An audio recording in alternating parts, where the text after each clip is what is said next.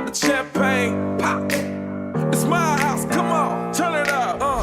Welcome to another edition of Wings Weekly. Jake Kleinknecht here, along with head coach Scott Langer. And coach, it's been a couple weeks since we talked with, at least with Wings Weekly here.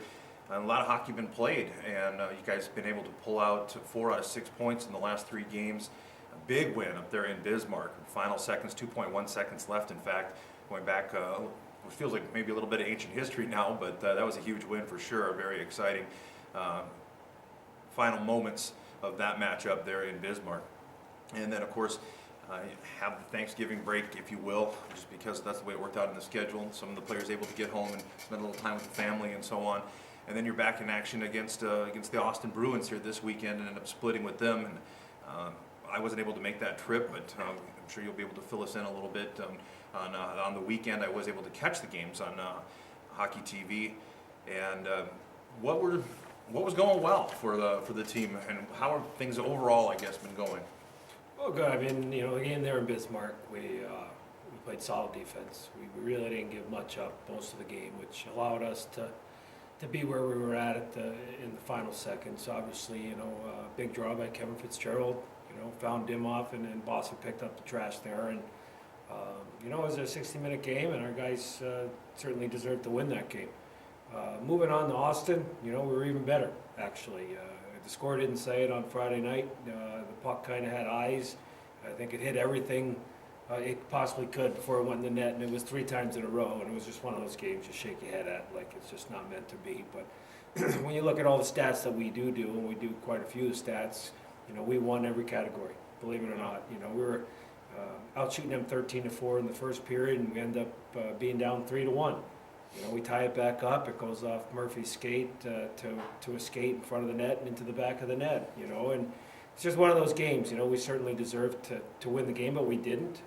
But hats off to our guys. They didn't dwell on it. They got back to work on Saturday, and boy, did we play a good game on Saturday. And out chancing them, out shooting them, finding some guys back in the scoring track, and it was a fun game to be behind the bench. Our guys played well. Yeah, well, 10 goals scored over the weekend, and a lot of different guys getting involved for sure too. And it definitely seems like the guys are firing on all cylinders at this point of the season. It kind of brings me back to earlier on this season, maybe when there were a little, some struggles and stuff, and not that anybody's out of the woods completely yet or anything. But you mentioned that by the time around Christmas, you felt like this team was gonna be, really, well, on the incline, I guess, and kind of getting to be where you want to be or where you need to be. And does it feel like that's still ringing true, that you've got a team that's continually getting better? Absolutely. I mean, you look at the way we're defending right now, especially as a 5-man units, a complete team every night. Our goal is to keep our shots somewhere around the 22 mark or below, and we're certainly have made some major strides if you look at the shots against the beginning of the year and the shots now. And we're out chancing teams. We're getting the opportunity to score goals, and early on it was extremely tough to get those opportunities. I like where our team's at. It was sure have been nice to win that one on Friday and have those 3 in a row, heading into Wednesday. But, we weren't able to capture those 2 points. But our guys are playing good hockey. We're getting offense, we're getting chances, like I said, and we blocked 24 shots on Saturday to win that game. That's buying in. So we are definitely improving as a hockey team. Well, and in the standings right now, still at the bottom, but you've got 21 points accrued, and Bismarck's just 23, I believe, just 2 points ahead, and then it's tight. It's a very tight division right now, and while Minot continues to lead the way. We've talked about this probably a handful of different times, but it does feel like, to me anyway, that anybody could end up winning the division and getting into the playoffs. Each one of these teams brings a different component, I suppose. And so that's kind of interesting. It's been fun to watch the standings and what each team is doing against when they're playing each other too, because it really does feel like on any given night. And when we were talking about Brookings here on Wednesday, they've been split with Minot. They've been back and forth and up and down, had a bit of a streak going for a while, but then they kind of maybe came back down to earth a little bit. But definitely a team that's playing well. And we'll discuss, that in just a moment here too, Coach. But and another quick short weekend, or a short turnaround, I should say, after the weekend. You've talked about it before, how sometimes that's actually a benefit. When you come off a big win on a Saturday night in Austin and come back home, do you get a chance to enjoy that at all with a short week, or or you guys get right to work? Well, obviously we had yesterday off, and today we went right back to work, working on some things. Obviously you shorten the length of your practice a little bit, being that you have to play Wednesday already.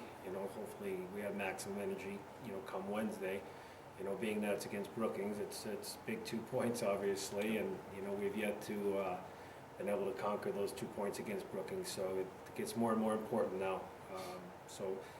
Like I said, it was a fun bus ride home, for sure.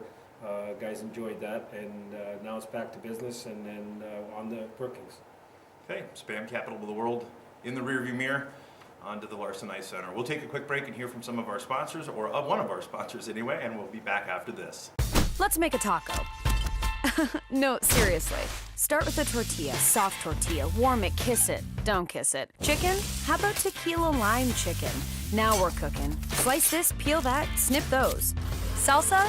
Verde. Cheese? Cotija. Oh, forgot to mention. Guac. That's better. See, anyone can make a taco, but we're not anyone. We're Qdoba, and these are knockout tacos. Qdoba Mexican Eats. Choose flavor. Welcome back to Wings Weekly. Jay Klein Connect here, along with head coach Scott Langer. And Coach, we kind of broke down the last 3 games. You kind of filled everybody in a little on how things were going, or how they went, I guess, over in Austin. But the team firing on all cylinders. What do you have to do to, as you mentioned, to get those 2 points against Brookings here on Wednesday? Well, you got to slow their offense down, and again, that's been one of our strong points lately. Besides obviously the few fluke goals we gave up there Friday night against Austin. But they're a good skating hockey team. They really play at a good pace, and you have to be able to slow them down a little bit. And we got to score. That's the bottom line. Against Brookings, we haven't been able to really score. We've had opportunities, but we haven't been great in that department. And like I said, if we play the game we've been playing, and continue with our solid defense and get the timely scoring, I think we'll be fine against Brookings. They're a team we match up very well against, actually. We just have to finish them off and to get those 2 points and get some confidence against them. Yeah. Well, and you mentioned that personnel-wise, it does seem like, not only are they a fast skating team, but they can put numerous goals up in a short period of time.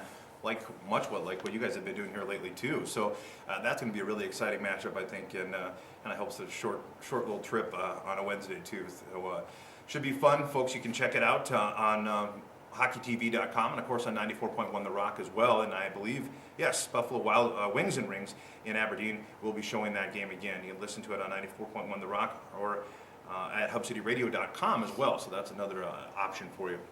Then turn around and come back home Saturday night against Minot. Now, it feels like it's been a long time since there's been a home game here at the Odie, but looking forward to that. Hopefully, I'm sure a lot of the fans will be out in full force to cheer on the Aberdeen Wings. That's Saturday, December 10th, 7:15 puck drop. Butler Machinery is the corporate sponsor, and Students Night. All students in college, K through college actually, kindergarten through college, will receive $2 off admission at the door. Game worn jersey raffle beginning Saturday night. $10 buys you a chance to win either a Peter Tomei or Kevin Fitzgerald game worn black jersey. Winner will be drawn the second intermission on New Year's Eve. They'll also be selling game worn jerseys from the 2015-2016 season in the Odie Ice Center Pro Shop starting on Saturday. Also, Gavin Pizzoza jersey and team signed stick is currently being auctioned off on the Dash Auction app. Visit AberdeenWings.com for more information on that. So again, back in action, Aberdeen Wings taking on the Brookings Blizzard at the Larson Ice Center. 7:05 puck drop. That can be heard on 94.1 The Rock and on hockeytv.com. It can also be viewed at Buffalo Wings and Rings. Wednesday night, that'll pretty much wrap up this week's Wings Weekly.